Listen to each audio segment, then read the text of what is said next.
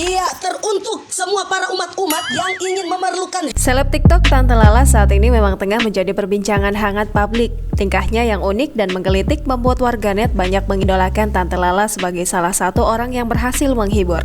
Terkenal dengan banyak endorse dari berbagai produk dengan cara yang unik yakni marah-marah tapi jenaka, Tante Lala kini akhirnya sering diundang oleh para selebriti untuk tampil di channel YouTube mereka.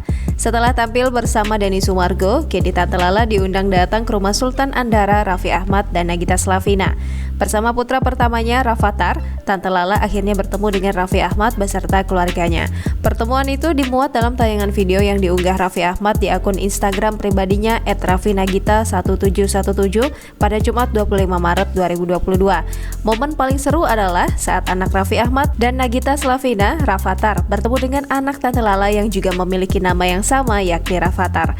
Dengan gaya bercandanya yang khas, saat kedua anak laki-laki itu bertemu, Tante Lala menyebut anak Raffi Ahmad adalah Rafattar KW.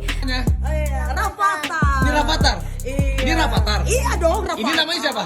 Ini Rafattar KW. Ini KW. Ini Rafattar KW. Mendengar guyonan Tante Lala dengan gaya tertawanya yang sangat khas dan unik, respon Raffi Ahmad dan Nagita Slavina juga ikut tertawa. Raffi Ahmad bahkan seolah semakin menegaskan bahwa anaknya merupakan Rafattar KW kepada Tante Lala.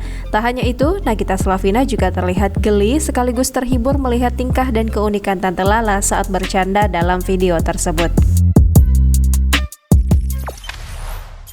Jangan lupa subscribe, share, komen, dan like ya!